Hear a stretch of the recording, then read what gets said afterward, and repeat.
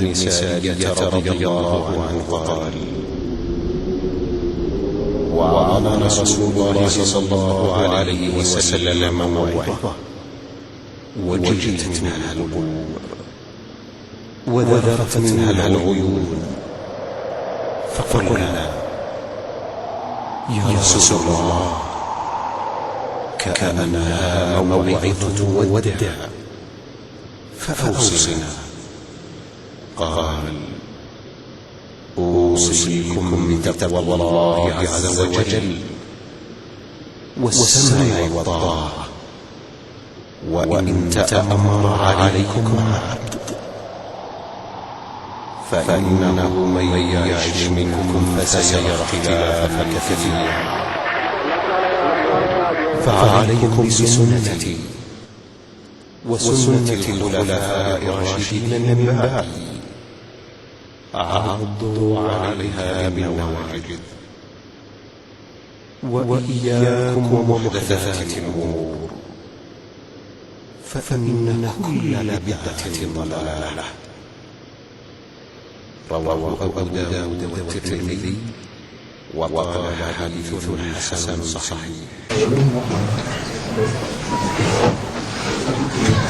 خلاص يا اخوان.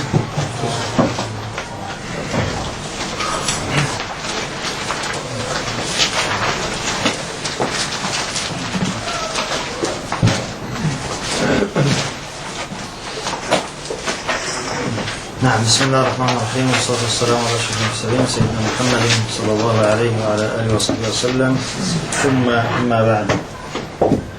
نبدأ إن شاء الله اليوم في الكلام على الموضوع. هكذا؟ نعم، تفضل. بسم الله والصلاة والسلام على رسول الله صلى الله عليه وسلم. الموضوع. قال المؤلف الفاضل: إذا كان سبب الطعن في الراوي هو الكذب على رسول الله صلى الله عليه وسلم فحديثه يسمى الموضوع. قلت: أئمة الحديث ونقاده قد يحكمون على الحديث بالوضع وإن لم يكن في إسناده كذاب، بل ولا متهم بالكذب، وذلك راجع إلى قرائن تحتف بالرواية ترجح لدى الناقد كون الحديث موضوعا. يقول الشيخ المعلمي اليماني في مقدمته على كتاب الفوائد المجموعة للشوكاني: إذا قام عند الناقد من الأدلة ما غلب على ظنه معه بطلان نسبة الخبر إلى النبي صلى الله عليه وسلم، فقد يقول باطل أو موضوع، وكلا اللفظين يقتضي أن الخبر مكذوب عمدا أو خطأ، إلا أن المتبادر من الثاني الكذب عمدا، غير أن هذا المتبادر لم يلتفت إليه جامع كتب الموضوعات، بل يوردون فيها ما يرون قيام الدليل على بطلانه، وإن كان الظاهر عدم التعمد. وقد تتوفر الأدلة على البطلان، مع أن الراوي الذي يصرح الناقد بإعلان الخبر به لم يتهم بتعمد الكذب، بل قد يكون صدوقا فاضلا، ولكن يرى الناقد أنه غلط أو أدخل عليه الحديث. وقال الذهبي في الموقظة: الموضوع ما كان متنه مخالفا للقواعد وراويه كذابا كالأربعين الودعانية وكنسخة علي الرضا المكذوبة عليه، وهو مراتب، منهم اتفقوا على أنه كذب، ويعرف ذلك بإقرار واضعه وبتجربة الكذب منه ونحو ذلك، ومنهم الأكثرون على أنه موضوع، والآخرون يقولون هو حديث ساقط مطروح ولا نجسر أن نسميه موضوعا، ومنهم الجمهور على وهنه وسقوطه، والبعض على أنه كذب، ولهم في نقد ذلك طرق متعددة وإدراك قوي تضيق عنه عبارتهم، من جنس ما يؤتاه الصيرفي الجهبذ في نقد الذهب والفضة، أو الجوهري لنقد الجواهر والفصوص لتقويمها، فلكثرة ممارستهم للألفاظ النبوية إذا جاءهم لفظ ركيك أعني مخالفا للقواعد أو فيه المجازفة في الترغيب والترهيب أو الفضائل، وكان بإسناد مظلم أو إسناد مضيء كالشمس في أثنائه رجل كذاب أو وضاع، فيحكمون بأن هذا مختلق ما قاله رسول الله صلى الله عليه وسلم، وتتواطأ أقوالهم فيه على شيء واحد. انتهى. وقال السيوطي في الفتاوى: الموضوع قسمان: قسم تعمد واضعه وهذا شأن الكذابين، وقسم وقع غلطا لا عن قصد وهذا شأن المخلطين والمضطربي الحديث، كما حكم الحفاظ بالوضع على الحديث الذي أخرجه ابن ماجة في سنن، وهو من كثرت صلاته بالليل حسن وجهه بالنهار، فإنهم أطبقوا على أنه موضوع وواضعه لم يتعمد وضعه، وقصته في ذلك مشهورة. وإلى ذلك أشار العراقي في ألفيته بقوله: ومنه نوع وضعه لم يقصد، نحو حديث ثابت من كثرت صلاته الحديث وهلة سرت. وأكثر ما يقع الوضع للمغفلين والمخلطين والسيء الحفظ بعزو كلام غير النبي صلى الله عليه وسلم إليه، إما كلام تابعي أو حكيم أو أثر إسرائيلي، كما وقع في المعدة بيت الداء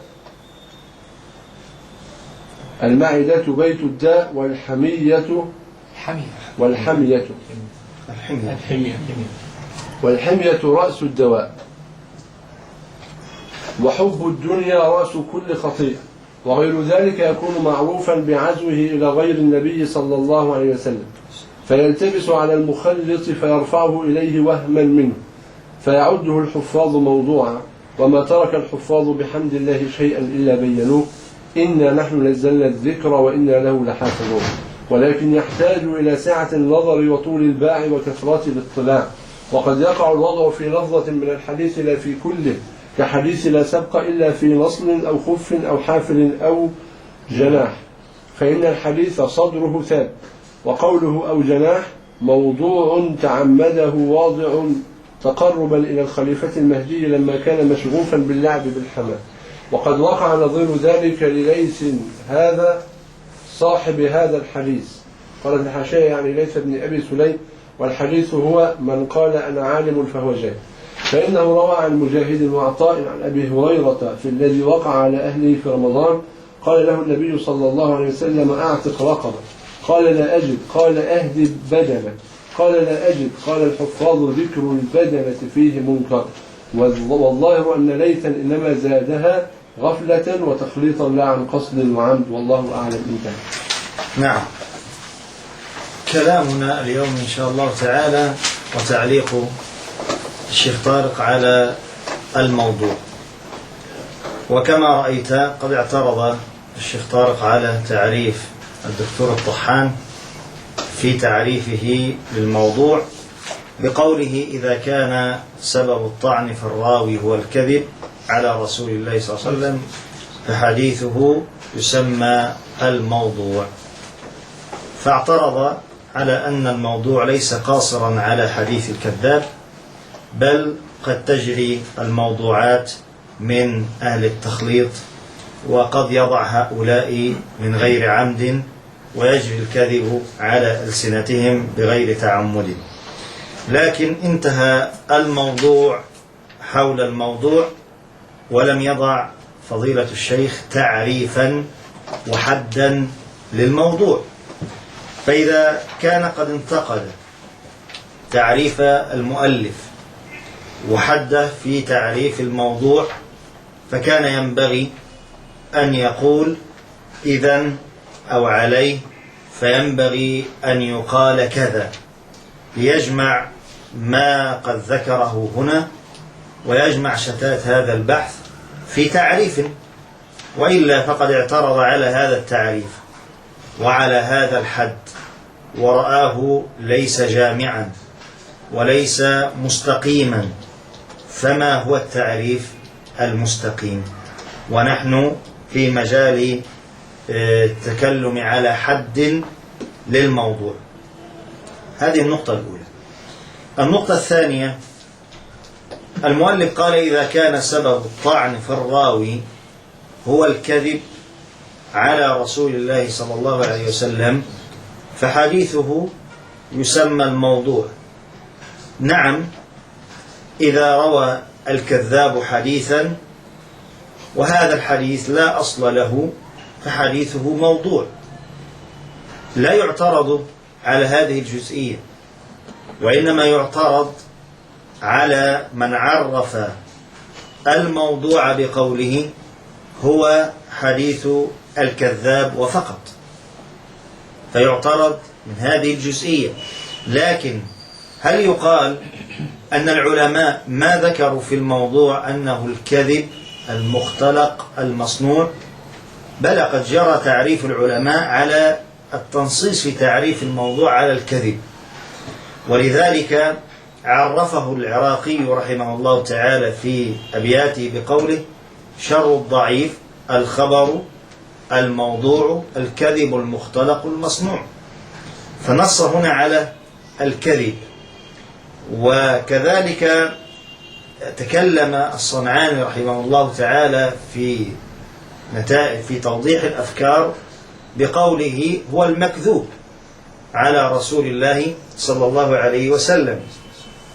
كذلك عرفه الحافظ ابن حجر في النزهة بقوله هو الطعن بكذب الراوي، وهذا أشبه ما يكون إلى تعريف المؤلف، والأشبه قال هو الطعن بكذب الراوي في الحديث النبوي، في الحديث النبوي. لكن ما الفرق بين تعريف الحافظ وبين تعريف الدكتور الطحان؟ الحافظ رحمه الله قال في الموضوع أو القسم الذي يرد وهو شديد الضعف، فقال القسم الثاني وهو الطعن بكذب الراوي. الكذب هنا عبارة مطلقة، إما أن يكون هذا الكذب عن عمد، وإما أن يكون عن غير عمد. فإن كان عن عمد فهو الكذاب فيدخل فيه ما ذكره المؤلف، وإن كان عن غير عمد فيدخل فيه أصحاب التخليط، وكذلك من أدخل عليهم، فهذا الكذب جرى على ألسنتهم بغير تعمد. ولذلك يحتمل أن فضيلة الشيخ الدكتور الطحان رحمه الله وحفظه الله تعالى أراد أن يأتي بتعريف الحافظ، فذكر هنا ما ذكره إذا كان سبب الطعن فالراوي هو الكذب على رسول الله، ولقائل أن يقول هو نفسه، فقد يطعن فالراوي بالكذب أيضا تعمدا أو خطأ، أنه كذب على رسول الله لا عن عمد وإنما عن خطأ. كذلك السيوطي رحمه الله لما عرف الموضوع في كتابه تدريب الراوي قال هو الكذب المختلق المصنوع. إذن قول الشيخ طارق أئمة الحديث ونقاده قد يحكمون على الحديث بالوضع وإن لم يكن في إسناده كذاب، نقول هذا هو الأصل، أن يكون في الإسناد الكذاب. لكن هل يقف الحكم على الحديث بالوضع على وجود الكذاب أو الكذابين في الإسناد؟ نقول لا، لكن الأصل هو وجود الكذاب في الإسناد، ولا يقف الحكم على الحديث بالوضع بمجرد وجود الكذاب، فقد يكون الإسناد ليس فيه كذاب وإنما فيه من خلط أو تغير أو من عرف بالأخطاء والأغلاط أو من أدخل عليه. ثم هو نفسه قد نقل هنا عن الشيخ المعلمي وقال إذا قام عند الناقد من الأدلة ما غلب على ظنه معه بطلان نسبة الخبر إلى النبي صلى الله عليه وسلم فقد يقال باطل أو موضوع، وكلا اللفظين يقتضي أن الخبر مكذوب عمدا أو خطأ. فالكلام هنا لا يعارض ما نذكره الآن، لا بد من وجود الكذب، لا بد من وجود الكذب، ويعرف هذا الكذب بداية بوجود الكذاب، بوجود الكذاب. فإن لم يوجد كذاب فالعملية هنا تكون أخذت حيز الغموض، فلا بد من نكارة ولا بد من مخالفة ومصادمة. فمن أين جاءت هذه العلة ومن أين جاء هذا الكذب؟ هيكون ذلك من اختلاط مختلط أو تغير متغير أو من أدخل عليه. فهذه النكارة ستعود كذلك إلى كذب أدخل، إما لكذاب خارج الإسناد أدخله على هذا المختلط، فيعود ذلك أيضا إلى الكذب. يعني هؤلاء الذين خلطوا، هؤلاء الذين يقبلون التلقين، هؤلاء الذين دس في كتبهم، من الذي دس ومن الذي أدخل ومن الذي حاول أن يمر تلك الأحاديث؟ إنهم كذلك أهل الكذب، إنهم كذلك أهل الكذب. وبالنسبة لحديث من كثرت صلاته بالليل سيأتي الكلام عليه، لكن هذا هو الأشهر. ولذلك في جميع تعاريف العلماء للموضوع يتكلمون على الكذب، ولا يخفى عليهم، لا يخفى عليهم وجود ما يقوله الآن الشيخ طارق، وهو مسألة قد يحكمون على الحديث بالوضع وإن لم يكن في إسناده كذاب. لكن انظر إلى التعريف: الكذب المختلق المصنوع هو الكذب على رسول الله صلى الله عليه وسلم. ويدخل في إطار ذلك الكذب بقسمين: إما أن يكون على سبيل العمد، وإما أن يكون على سبيل الخطأ، وإما أن يكون على سبيل الخطأ، كما جرى على ألسن الصالحين، وذلك في قول يحيى بن أبي كثير: لم نرى الصالحين في شيء أكذب منهم في الحديث. هل يتعمدون الكذب؟ لا يتعمدون الكذب. قال الإمام مسلم: يجري الكذب على ألسنتهم ولا يتعمدون. لو رجعت إلى أصل هذا الكذب أيضا إنما هو أيضا من كذابين، إنما يكون من كذابين أدخلوا ذلك. إذن فهذه النكارة إما أن ترى في الإسناد كذاب فهو الواضع المختلق صانع هذه الكذبة، وإما أن ترى تلك النكارة وتلك المصادمة، فمن أين؟ إما أن يدخل وإما تعود كذلك إلى كذاب. فقول إذا كان سبب الطعن في الراوي هو الكذب، قد يقول قائل هنا الكذب إما عن عمد وإما عن خطأ، لكن أفضل من هذه العبارة ما قاله الحافظ: الطعن بكذب الراوي في الحديث النبوي هو الموضوع. وهذا أشبه، يعني تعريف المؤلف قريب من تعريف الحافظ، لكن بكذب الراوي كلمة أقرب إلى الصواب من كلمة المؤلف، لأن الكذب هنا إما أن يكون كذب على سبيل العمد وإما أن يكون على سبيل الخطأ والغفلة. ثم ها نحن نرى كذلك كلام الشيخ المعلمي: قال: وكلا اللفظين يقتضي أن الخبر مكذوب، إذا لا بد من وجود الكذب كذلك، إما عمدا أو خطأ، إلا أن المتبادر من الثاني الكذب عمدا، غير أن هذا المتبادر لم يلتفت إليه جامع كتب الموضوعات، بل يريدون فيها ما يرون قيام الدليل على بطلانه، وإن كان الظاهر عدم التعمد. الظاهر عدم تعمد ماذا؟ الكذب. إذن أيضا تلك الأخطاء هي عن كذب، ولكن ذلك الكذب لا عن تعمد، لا عن تعمد. ثم أيضا كلمة الإمام الذهبي رحمه الله في الموقظة: قال: الموضوع ما كان متنه مخالفا للقواعد وراويه كذابا. ها هو الذهبي ينص على أن الراوي لابد أن يكون كذابا، كالأربعين الودعانية، وكنسخة عليه الرضا المكذوب عليه. فكيف أستشهد بكلام الذهبي على أمر أنا أقول وليس قصر؟ الذهبي نصه، لكن الذهبي في إطار عرض وعرض أقسام وتقسيم إلى آخره، والشيخ كان في إطار ذكر حد معين. وما مثل هذا الحد إن رأيت أنت فيه قصورا تزيد، لكن هل لا يشترط وجود الكذاب؟ لا يشترط وجود الكذاب. أنت ترى أن هذا ليس جامعا، لأن هناك من الموضوعات ما يكون من غير طريق الكذاب المتعمد، فلك أن تقول إذا كان السبب الطعن في الراوي هو الكذب على رسول الله صلى الله عليه وسلم عمدا أو خطأ، أو أن تقول هو المكذوب على رسول الله صلى الله عليه وسلم إما على سبيل العمد أو على سبيل الخطأ. فسبيل العمد معروف، وسبيل الخطأ سيدخل فيه ما أردنا الآن، وهذا الذي قاله العلماء. واضح؟ ثم قال، وقال السيوطي في الفتاوى.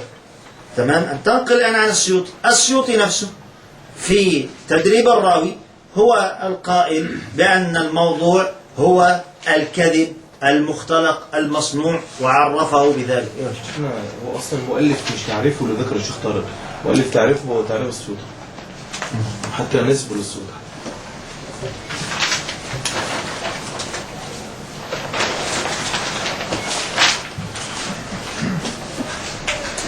إذا كان سبب الطعن في الراوي هو الكذب على رسول الله فحديث يسمى الموضوع. ثم ده اصطلاحا بقى بيجي حد تعريفه لغة واصطلاحا. بدي بقى الحد قال واصطلاحا هو الكذب المختلق المصنوع المنسوب إلى رسول الله صلى الله عليه وسلم. طيب، هو عامة ينظر النسخة التي نقل منها الشيخ طارق هل هي آخر نسخة أو ماذا. على كل الموجود الآن قال الموضوع، فيتكلم المؤلف رحمه الله حفظه الله تعالى عن المردود بسبب الطعن في الراوي، عن المردود بسبب الطعن في الراوي. ونفس الطريقة هي طريقة الحافظ ابن حجر في النزهة، نفس الطريقة تكلم في أسباب الطعن، فذكر السبب الأول الكذب، ولا شك أن حديث كذاب يسمى الموضوع. ولذا قال هنا الشيخ الطحان المراد بالطعن في الراوي جرحه باللسان والتكلم فيه من ناحية عدالته ودينه أو من ناحية ضبطه. ثم ذكر أسباب الطعن في الراوي، فذكر منها أسباب تتعلق في العدالة وأسباب تتعلق بالضبط. ثم قال وسأذكر أنواع الحديث المردود بكل سبب من هذه الأسباب على التوالي، مبتدئا بالسبب الأشد طعنا وهو الكذب. يعني يريد أن يقول حديث الوضاء الكذاب يسمى كذا، حديث فاحش الغلط يسمى كذا، حديث مخالف الثقات يسمى كذا. واضح؟ فابتدأ وقال، والعنوان هذه مش قضيتنا، قال إذا كان سبب الطعن في الراوي هو الكذب على رسول الله فحديث يسمى الموضوع. هذا لا خلاف فيه، هذا لا خلاف فيه. هو الآن ما بيعرفش الموضوع، ويعرف حديث الكذاب يسمى ماذا؟ الموضوع. ثم قال تعريفه لغة، أي الموضوع لغة من وضع الشيء أي حطه، سمي بذلك من حطة رتبته. واصطلاحا دلك ذلك على أن الكلام الأول ليس هو الاصطلاح، وإنما الكلام الأول هو كفكرة عامة عن الموضوع، هو الكذب المختلق المصنوع المنسوب إلى رسول الله صلى الله عليه وسلم. هذا تعريف صحيح. والكذب هنا إما أن يكون على سبيل العمد أو على سبيل الخطأ، والمختلق هنا كذلك إما أن يكون على سبيل العمد وإما أن يكون على سبيل الخطأ. والمصنوع نفس القضية، والمنسوب إلى رسول الله عمدا أو خطأ. بس كان يحتاج ممكن القيد هنا ماذا؟ عمدا أو خطأ، ويخرج عن عهدة الموضوع لأنه حال إلى من؟ إلى السيوطي، هذا حد. فكان الأولى بالشيخ طارق أنه ينقل هذا التعريف إن كان في النسخة التي ينقل منها.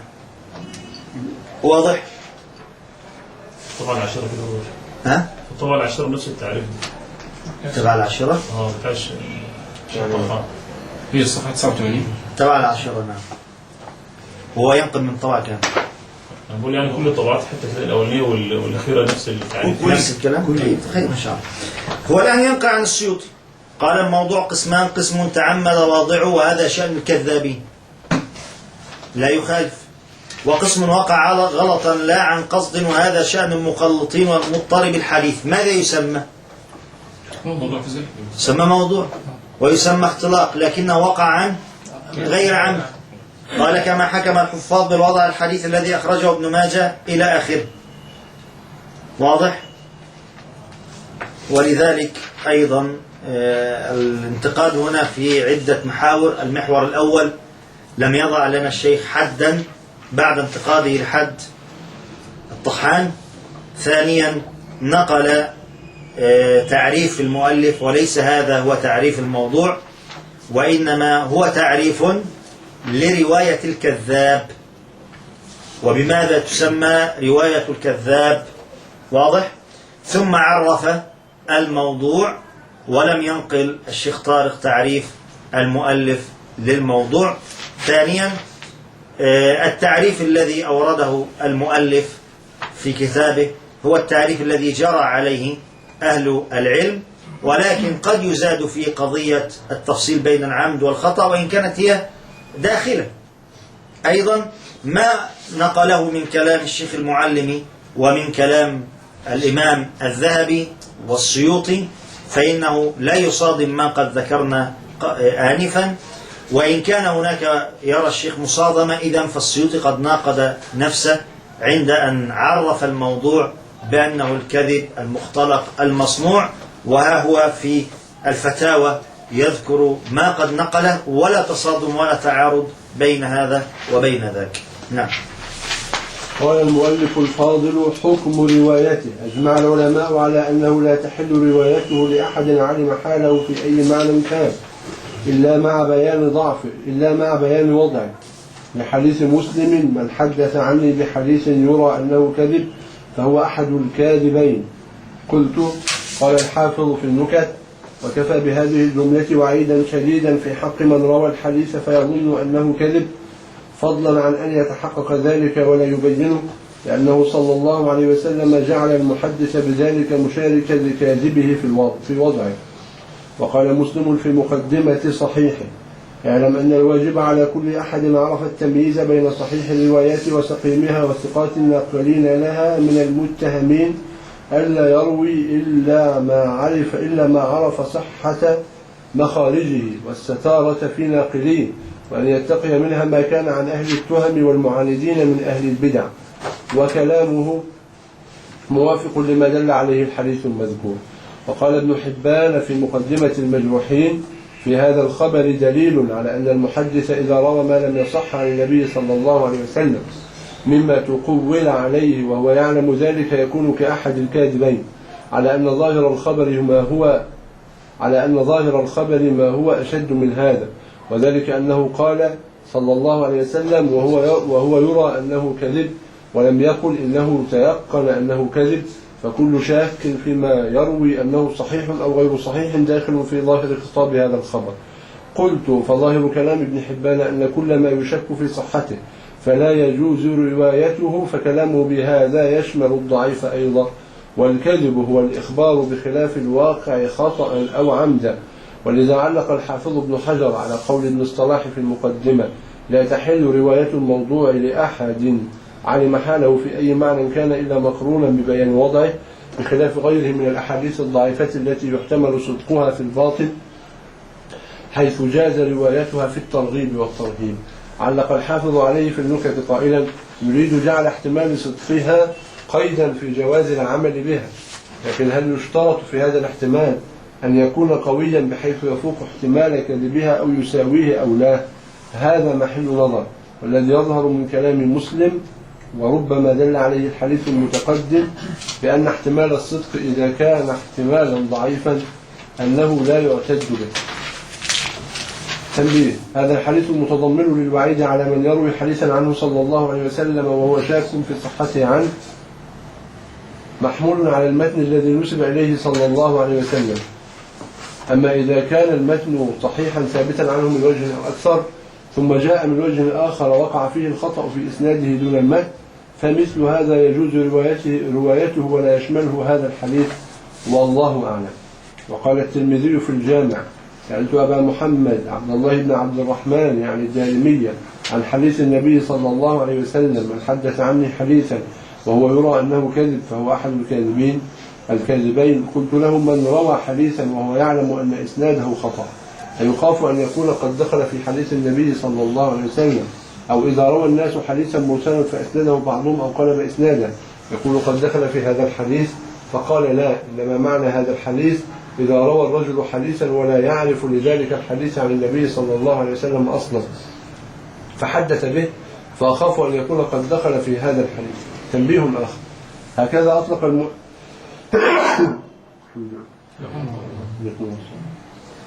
أطلق المؤلف الفاضل عزو هذا الحديث لمسلم، إنما أخرجه مسلم في مقدمة الصحيح، وقد سبق أن أحاديث المقدمة ليست لها منزلة أحاديث الصحيح حتى ما كان منها صحيحا، فكان ينبغي على المؤلف الفاضل أن يقيد العزو بالمقدمة.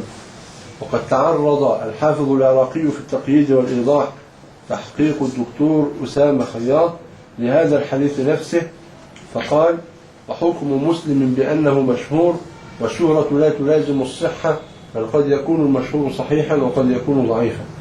قلت: وقوله هذا يدل على أنه يرى أن أحاديث المقدمة ليس شرط مسلم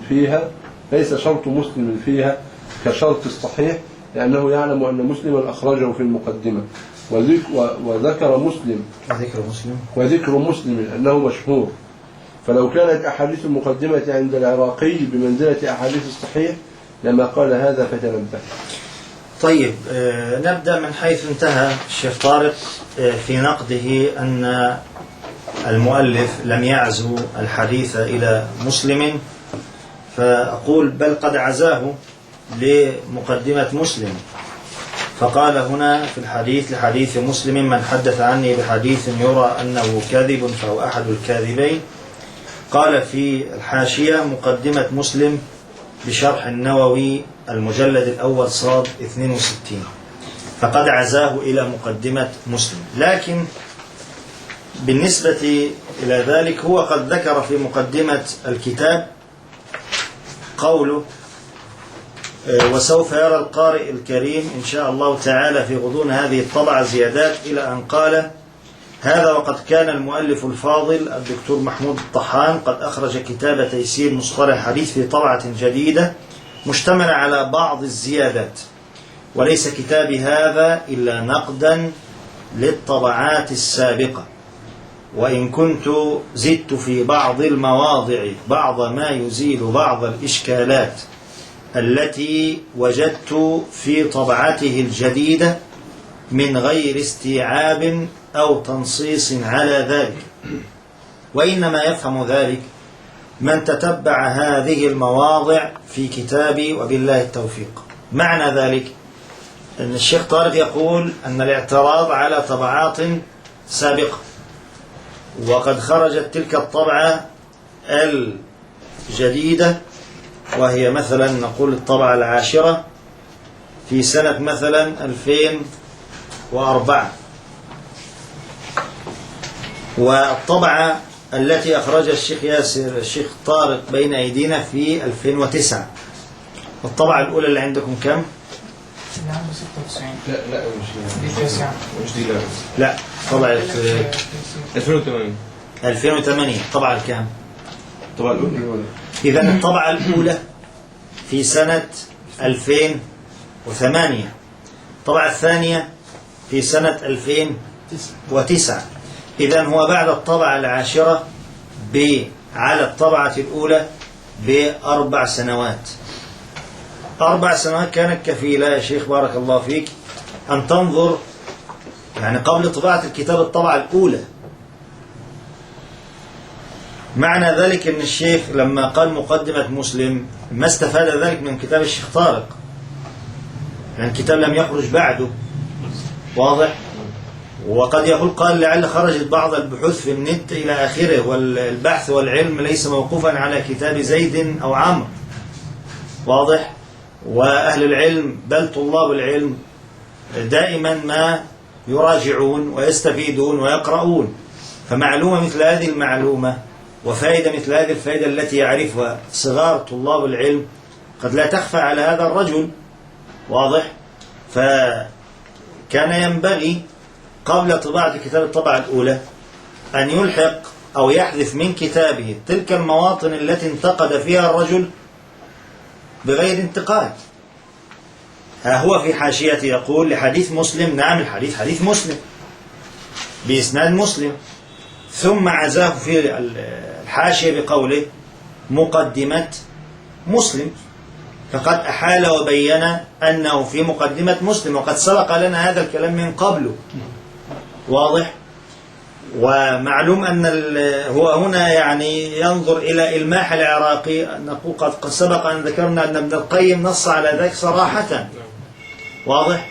إذن فهنا هذا العزو ونسبة الخطأ إلى الرجل هو بريء منه، بريء من هذا الخطأ. فإن قيل يحتمل أن هذا في الطبعة القديمة، تمام، فقديمه وجديده قبل أن يطبع كتاب الشيخ طارق ب4 سنوات، ب4 سنوات. ثم لو فرضنا أن الشيخ طارق ما وقفش إلا على نسخة 2010 إلا مؤخرا، فنسخة 2009 فيها ماذا؟ 96 في هذا العزو. إذا نسخة سنة 96 يعني قبل طباعة الشيخ ياسر بكم؟ كمان الشيخ طارق بكم؟ 11 سنة. كلكم تعرفوا تحسبوا 12 سنة. واضح؟ إذا بارك الله فيكم. لا يصح هذا مطلقا، لأن هذا حقيقة يعني أرى من باب التصيد بغير صيد. يعني ماذا الصدمة الآن؟ أوردنا هذا التنبيه، تمام، والرجل في طبعة 96 عندنا، ما ندري أيضا الطبعات القديمة كتاب طبع 10 مرات 10 طبعات، وهنا أيضا مقدمة مسلم في الطبعة الأخيرة، فما ينبغي هذا التنبيه. ثم هذا التنبيه أيضا حكم روايته، أجمع العلماء على أنه لا تحل روايته لأحد علم حاله في أي معنى كان إلا مع بيان وضعه لحديث مسلم. وقال لحديث مسلم نعم هنا، لكن في الحاشية قال مقدمة مسلم. الشيخ هنا غير معترض، وإنما هو يزيد من الفوائد والتنبيهات، فهنا ليس في اعتراض على الشيخ الطحان أو على كتابه، وإنما نقل ما نقل عن الحافظ ابن حجر ونقل ما نقل عن الإمام مسلم موضوع آخر. لكن في وقفة عند قوله وقال ابن حبان، في هذا الخبر دليل على أن المحدث إذا روى ما لم يصح عن النبي صلى الله عليه وسلم مما تقول عليه وهو يعلم ذلك يكون كأحد الكاذبين أو الكاذبين، على أن ظاهر الخبر ما هو أشد من هذا، وذاك أنه قال وهو يرى أنه كذب، ولم يقل إنه تيقن أنه كذب. فكل شاك فيما يروي أنه صحيح أو غير صحيح داخل في ظاهر خطاب هذا الخبر. قال الشيخ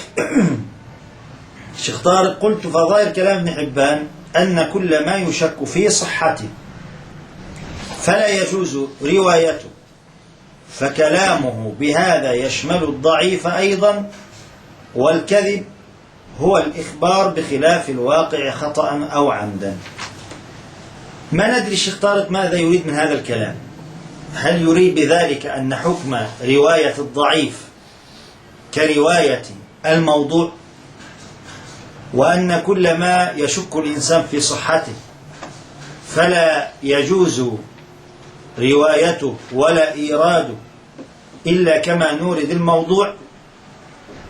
إن أراد ذلك وفهم ذلك من كلام ابن حبان فلا يدل كلام ابن حبان على هذا القصد، ولا يقصد ذلك ابن حبان. ودليل ذلك واقع العلماء في إيرادهم الأحاديث الضعيفة، الأحاديث الضعيفة التي لم تثبت من وجه صحيح عن النبي صلى الله عليه وآله وسلم.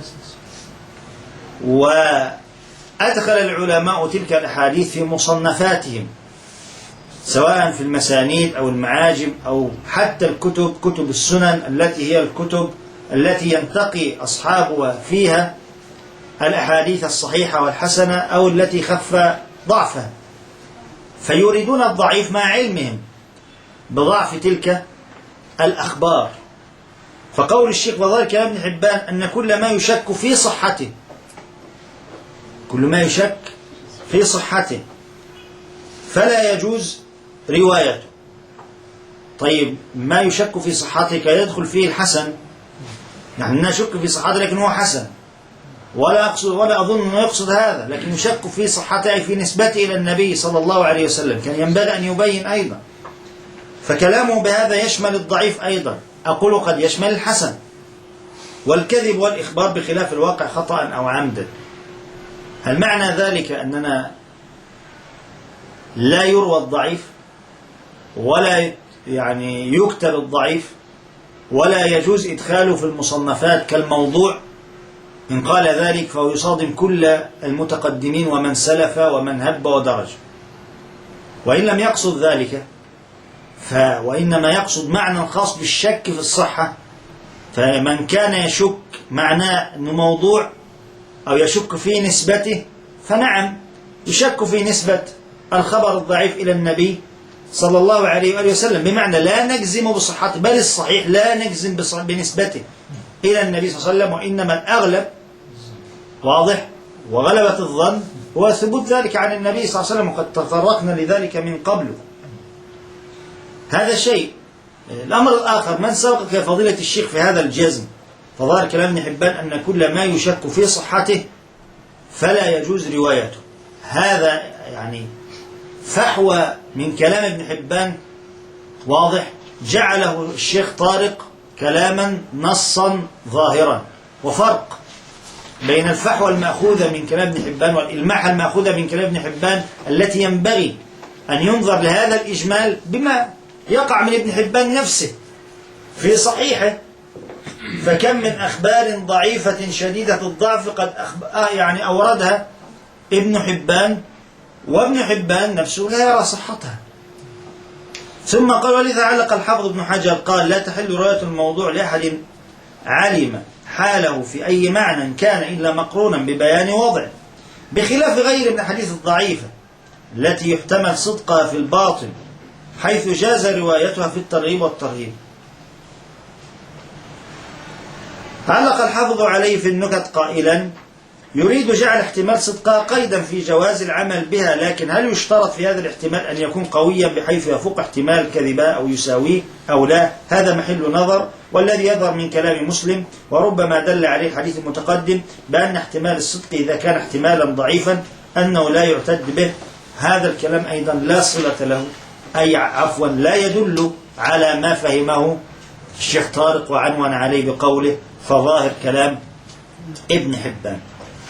نعم. احنا نريد أنه لا يقصد دخول الضعيف في الموضوع أو في عدم جواز روايته. كلام الدليل لما سأله الترمذي لما سأل كلام الترمذي سؤال الترمذي الدارمي فقال له: من روى حديثا وهو يعلم أن إسناده خطأ أيخاف أن يكون قد دخل في حديث النبي صلى الله عليه وسلم؟ أو إذا روى الناس حديثا مرسلا فأسنده بعضهم أو قال بإسناده ويكون قد دخل في هذا الحديث؟ فقال: لا، إنما معنى الحديث إذا روى الرجل حديثا ولا يعرف لذلك الحديث عن النبي صلى الله عليه وسلم أصلا فحدث به، فأخاف أن يكون قد دخل في هذا الحديث. يعيد ماذا؟ يعيد أن المعنى أنه من حدث عنه حديثا وهو يرى أنه كذب فهو أحد الكاذبين، ليس معناه أنه يكون حديث موضوع، وإنما كل أنه يشك في روايته يدخل في الحديث لأنه أحد الكاذبين. تمام. الذي يشك هذا بمعنى ماذا؟ يشك في روايته، يشك هل هو موضوع. تمام. يشك هل هو موضوع ولا أصل له عن النبي صلى الله عليه وسلم. إيه دخل هذا في الخبر الضعيف؟ هو يقول لك هنا أن كل ما يشك في صحته، ظاهر كلام ابن حبان أن كل ما يشك في صحته فلا يجوز روايته. هل هذا الإطلاق صحيح؟ وظاهر كلام ابن حبان أنه قال فكل شاك فيما يروى، يعني ابن حبان حتى قال ظاهر الخبر قال في هذا الخبر دليل على أن المحدث إذا روى ما لم يصح عن النبي صلى الله عليه وسلم مما تقول عليه وهو يعلم ذلك يكون كأحد الكاذبين على أن ظاهر الخبر ما هو أشد من هذا، وذاك أنه قال وهو يرى أنه كذب، ولم يقل إنه يتيقن أنه كذب. فكل شاك فيما يروي أنه صحيح أو غير صحيح داخل في ظاهر خطاب هذا الخبر. سلم بهذا الكلام من كلام ابن حبان. هل هذا صنيع العلماء؟ ولم يذكر أنه صنيع العلماء، يعني يذكر أن ده ظاهر كلام ابن حبان. ظاهر كلام ابن حبان. هل هذا الكلام صحيح من ابن حبان؟ لا. الذي وافقه عليه الشيخ طارق؟ هو لم يوافقه وقال بس ان هو ظاهر كلامه. ما هو لم يعلق عليه، هو ذكره في سياق الكلام حتى ان ابن حبان. ما هو الآن تبارك الله فيك عندما تقول فائدة وتنبيه وأوردت كلام ابن حبان، فإما أن يكون هذا الكلام الذي أوردته فيه فائدة وهذه الفائدة مقبولة مقر لها، وإما أن تعترض عليه. واضح؟ كالعادة بيورد أيضا فوائد ثم بعد ذلك يقول لك إن هذا الحديث كذا وهذا الحديث فيه كذا. أورد هذا الكلام من ابن حبان خلاص، ثم قلت فظاهر كلام ابن حبان أن كل ما يشك في صحته فلا يجوز روايته، فكلامه بهذا يشمل الضعيف أيضا. هل علق بخطأ ابن حبان هنا إن كان يراه مخطئا؟ ما حاجة من الاثنين، كلام ابن حبان صحيح أو خطأ. إن كان صحيحا هو الآن يقر خطأ ويراه خطأ، مش ده الظاهر، ويراه صحيحا. هل هو صحيح أن كل ما يشك في صحته فلا يجوز روايته؟ إطلاق الشيخ طارق ده إطلاق صحيح؟ يعني أنا أقصد أنه هو هل لو أنه يرى أنا سؤالي سؤالي سيبك كلام ابن حبان. فظاهر كلام ابن حبان أن كل ما يشك في صحته فلا يجوز روايته. هل كل ما يشك في صحته لا تجوز روايته؟ لا، هو هذا كلام ابن حبان. هذا ظاهر كلام ابن حبان. طيب إذا كلام ابن حبان الذي أدخلت في كتابي أنا اللي أدخلته ونقلته عن ابن حبان مستدلا به وقلت قال ابن حبان وبينت مقصود، فأنا أحد رجلين، إما أنا مقر وإما أنا غير مقر. فإن كنت مقرا بسكت، هذا هو الإقرار، وإن كنت رافضا انتقدت واعترضت. اللي عندنا إيه دلوقتي؟ شيخنا العلماء أحيانا يذكرون كلاما لبعض العلماء ولا يردونه، لكن في باقي كلامهم ما يدل على أن لهم رأي آخر. فكون اللي هو يذكر كلام الدارمي يدخل كلام الدارمي في تنبيه آخر وموضوع هو من اشتاق أنت شفت منه ما يدل على تأييد معين. من قال لك إنه هذا الكلام هو تنبيه؟ معنى ماذا تنبيه؟ في موضوع ثاني. هذا الحديث المتضمن للوعيد دخل في شرح وفك موضوع الحديث. واضح؟ أما أن تقول لكلام العلماء، كلام العلماء دول العلماء نعم عندما يورد، لكن هذا خطأ. كونك نقلت كلاما في كتابك فأنت أحد أمرين، إما أنك موافق وهذا هو الظاهر، وإما أن أنت رافض وبتنتقد هذا الكلام. هذا مش موطن انتقاد ولا ظاهر انتقاد، هذا كلام في إقرار.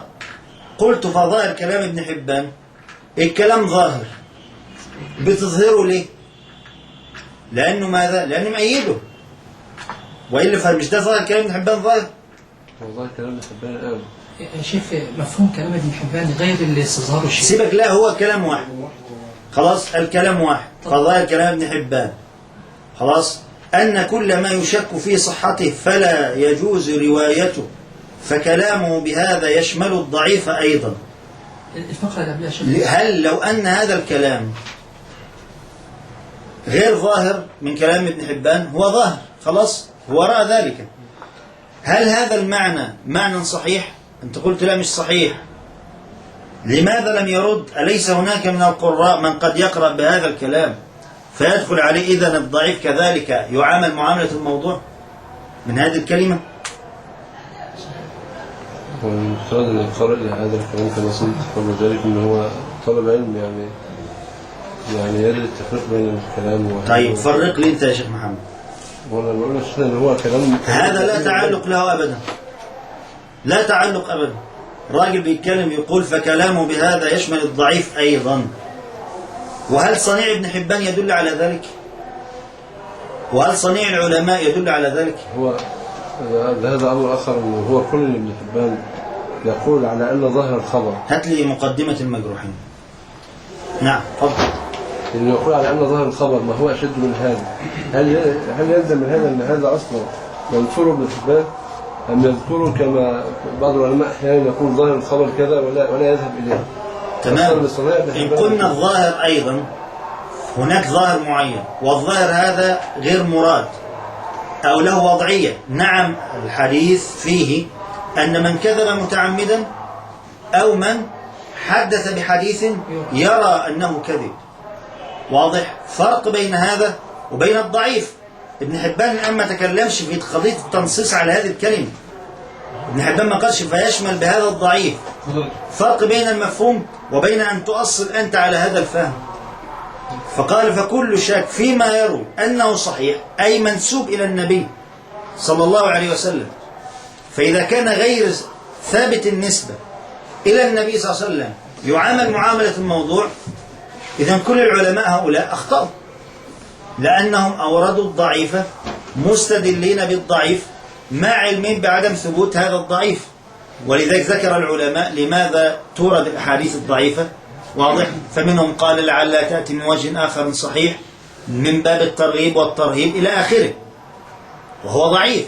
لكن هل عندهم احتمال الشك القوي في عدم نسبة ذلك إلى النبي صلى الله عليه وسلم؟ لا. وهذا الذي ألمح إليه الحافظ ابن حجر، لأنه بين الفرق بين الاحتمال الضئيل والاحتمال القوي. فكلام ابن حبان يفهم منه الشك هنا ماذا؟ بمعنى الاحتمال القوي ليس جزما بالكذب عن النبي صلى الله عليه وسلم، لكن في احتمال قوي بعدم صحة ذلك ونسبته إلى النبي صلى الله عليه وسلم. فينبغي أن نحمل كلامه على هذا المحمل. بماذا؟ بالقرائن الموجودة في طريقة عمل العلماء. لكن كل ضعيف مشكوك فيه في نسبته إلى النبي صلى الله عليه وسلم لم يثبت، في راوي ضعيف، هل معنى ذلك نعامل معاملة الموضوع؟ قال فظاهر كلام ابن حبان أن كل ما يشك في صحته فلا يجوز روايته. فكلامه بهذا يشمل الضعيف أيضا. وما العلماء دول يتجوزوا رواية الضعيف إزاي؟ أنا أسأل كيف جوز العلماء رواية الخبر الضعيف؟ يعني ما بين ان احنا نقول ان ابن حبان يرى ان معنى الشك انه يغلب على ظن، ان غلبة الظن يعني، او يقال بان ابن حبان شك قوي. ما هو عندنا اما جزم تيقن بانه كذب، قال فكل شك فيما يروي انه صحيح او غير صحيح داخل في ظاهر هذا الخطاب. ثم لو سلمنا ان ابن حبان يريد المعنى الذي يريد الشيخ طارق، ليس هذا هو ظاهر الخطاب، من لنا من عمل العلماء؟ ولا كيف أدخل العلماء الحديث الضعيف في كتبهم؟ هل كل العلماء اشترطوا الصحة؟ معنى أنهم لم يشترطوا الصحة وأوردوا الأخبار الضعيفة. ما معنى هذا؟ أوردوا أخبار ضعيفة، رووا أخبارا ضعيفة.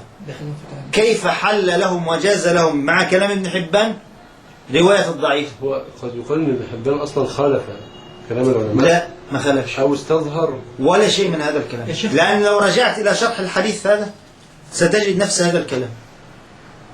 لو رجعت إلى شرح هذا الحديث ستجد هذا الكلام. الفرق بين يرى وبين من تعمد. من حدث عني بحديث، واضح، فزيادة التعمد موجودة، واضح، وروي الحديث بغير من حدث عني بحديث، تمام، أو من كذب علي متعمدا. حديث متواتر جاء من حديث أنس ومن حديث غيره. من كذب علي متعمدا. جاء في بعض الحديث إنكم تقولون متعمدا، والله ما سمعت رسول الله صلى الله عليه وسلم قال متعمدا. يعني من كذب، من وقع الكذب فيه ومن احتمل الكذب. لكن بهذه النصوص كيف نفهم؟ ونفهمها من صنيع وعمل العلماء، واضح. فعندنا موضوع هذا يقين مكذوب على النبي صلى الله عليه وسلم، وعندنا ضعيف، والضعف متفاوت، منه الاحتمال البعيد أو القوي جدا بكذب أو بقرب من الموضوع فيدخل في هذا، والذي يقرب منه والذي يقرب منه. لكن إذا كان القضية قضية ليس عندنا جزم بصحته وليس صحيحا وأدنى أخف درجات الضعيف، هذا لا تحل روايته. إن قال نعم لا تحل روايته، واضح، فكيف نصنع في صنيع العلماء هؤلاء؟ فإن قال كلام ابن حبان يدل على ذلك فأنت مخطئ يا فضيلة الشيخ، وكلام ابن حبان لا يدل على ذلك، وإنما أراد الدرجات القوية من الضعيف، والذي يدل على ذلك كلام الحافظ ابن حجر. فإن قال أنا ما قصدت التعليق، أنا أوردت الكلام وفقط، هذا خطأ، لأن هذا موطن أهو إحنا اختلفنا فيه. حسب قولك أصل اللي بيقرأ طلبة علم، طلبة علم اختلفنا كطلاب علم، لابد من ماذا؟ لابد من الجزم. أنت موافق والأصل ذلك الموافقة وإقرار، ما حدش بيهددك في كتابك حتى نقول الإقرار السكوت على شيء لا يعتبر مقر، هذا كتابه سكوته إقرار. نعم.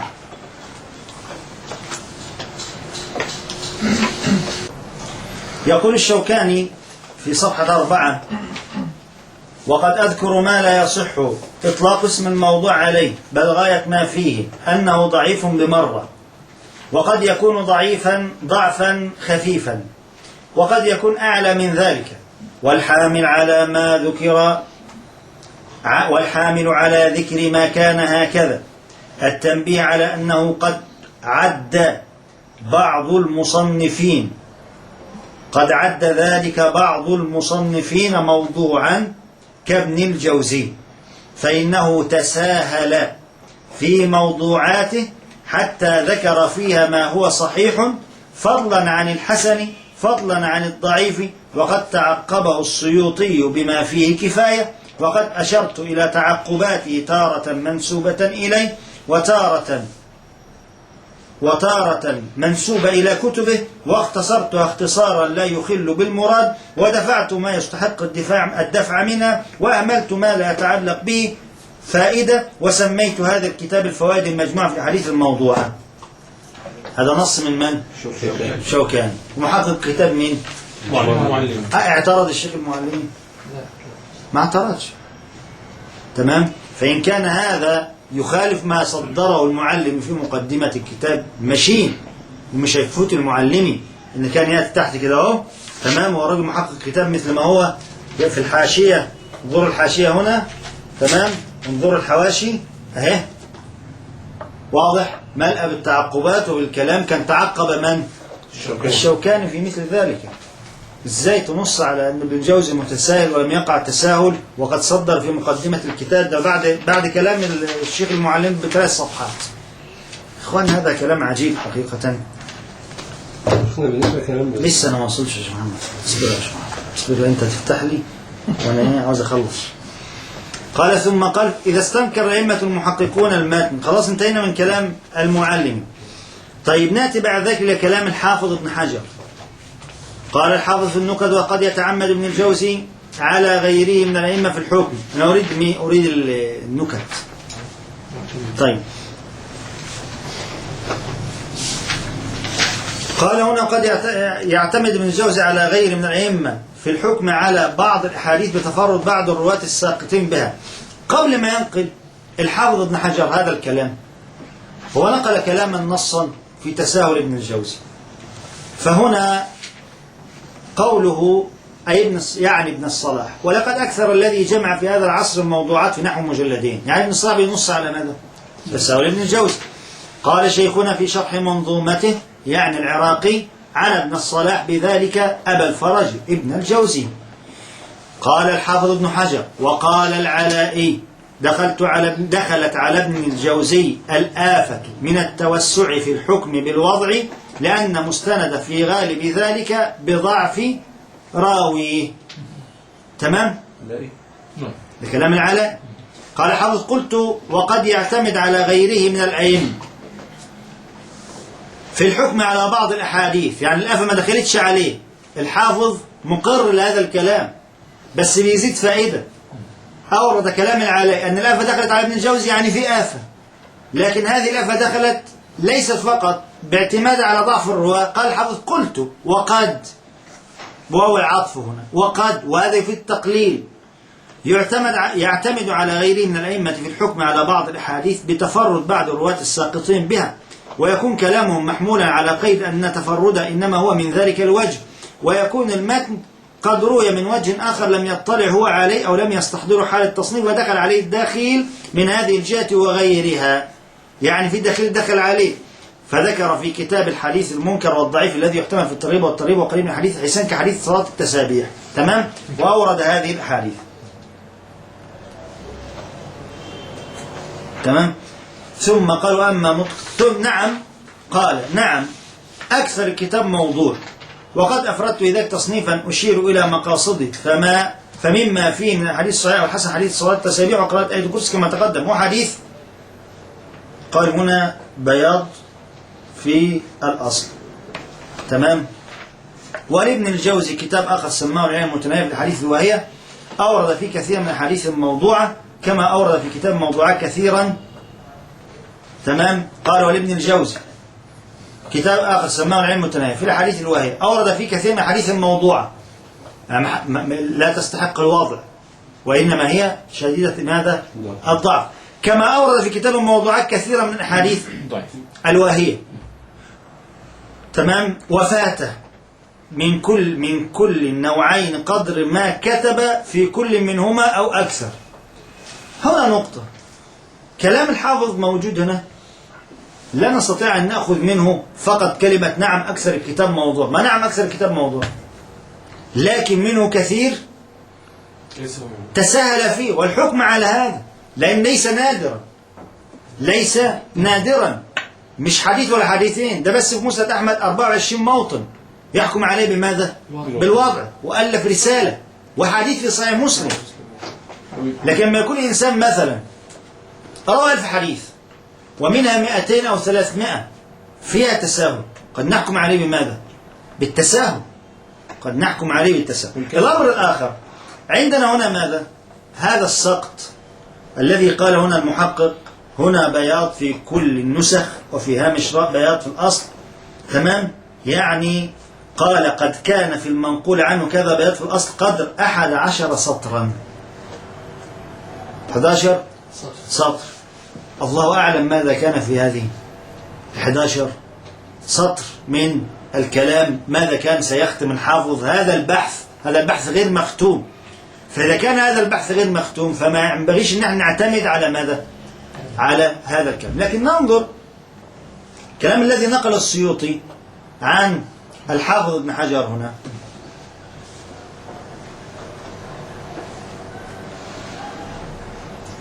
كذلك شيخنا برضه الخطأ في الكيف. لحظة. وقال شيخ الإسلام غالب ما في كتاب ابن الجوزي اللي هو هذا الكلام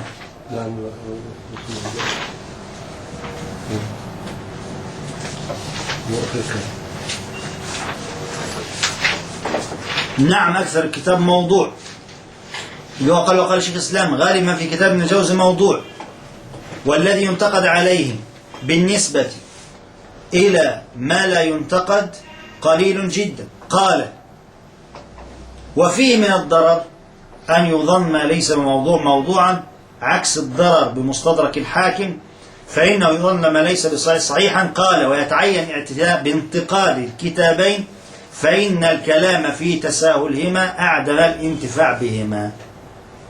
هذا النص يحتمل أنه هو مما أخذه السيوطي من نسخ لم ترد إلينا، واضح، من هذا السقط، فنص فيه على التساهل ونص على أن ما تكلم به العلماء أعدم الانتفاع بماذا؟